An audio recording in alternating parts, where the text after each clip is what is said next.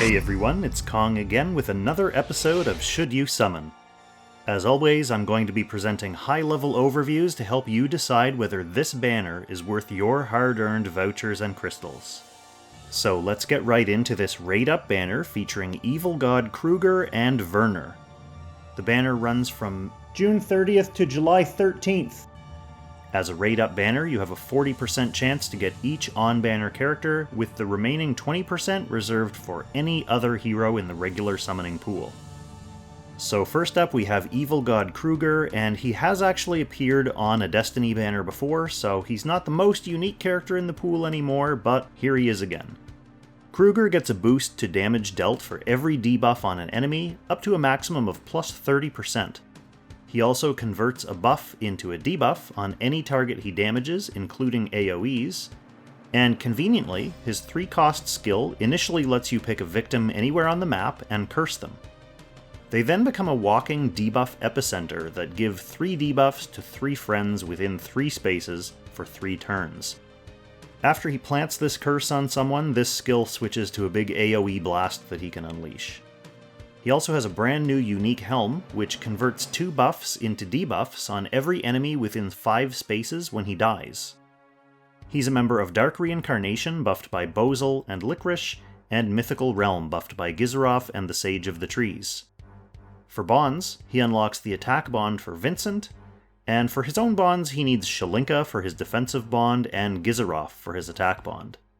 For content, in PvE, he's on faction for Leviar in the Eternal Temple and Fenrir in Ancient Beckoning, and he's pretty good for both. He's not in the top scoring Fenrir teams anymore, but he can definitely still help you get your S rank if that's your goal. He's also great in PvP.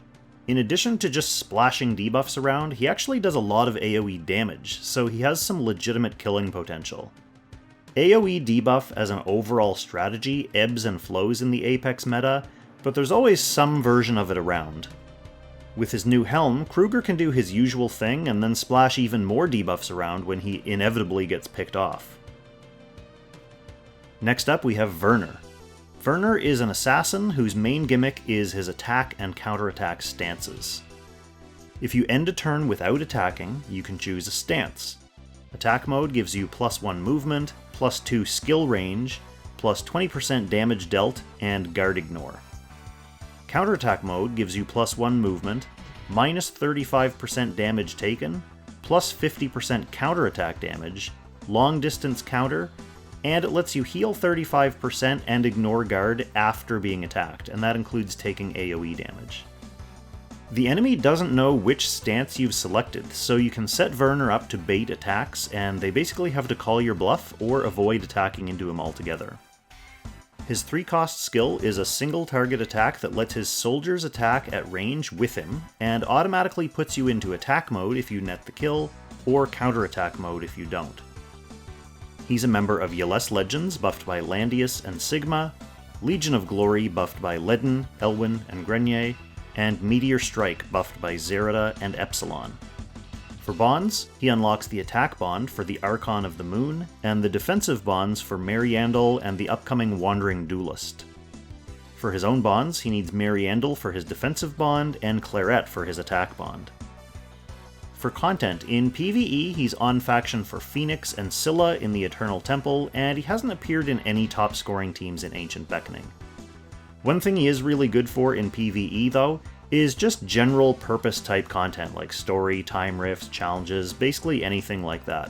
He does the same kind of thing that you can use Yulia or Tsubame for, where you can basically just send him into the enemy's range, put him in defensive stance, and let them all counter-kill themselves on him. As another assassin going into an assassin-heavy Meteor Strike meta, he really shines in PvP. He can bait counter kills and make trades, he has an absolutely massive double attack skill, and perhaps even more importantly, he can make the opponent think twice about even trying to attack him. Alright, let's just move along to the notes for noobs. Evil God Kreuger is great, although he's definitely PvP oriented.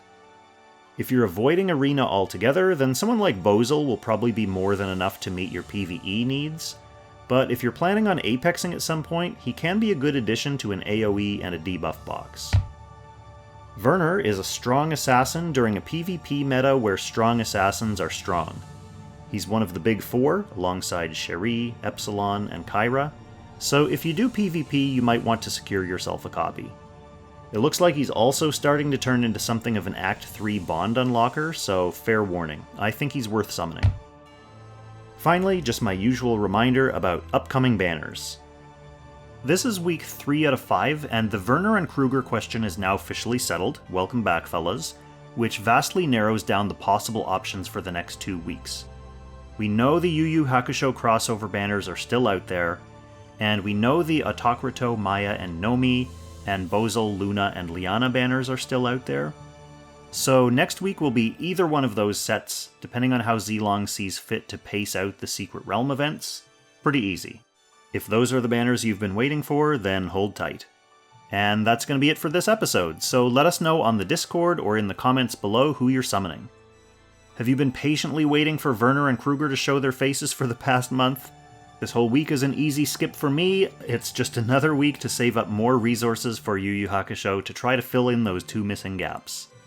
So thank you so much for watching, I wish you all the best of luck, and I'll catch you in the next Should You Summon.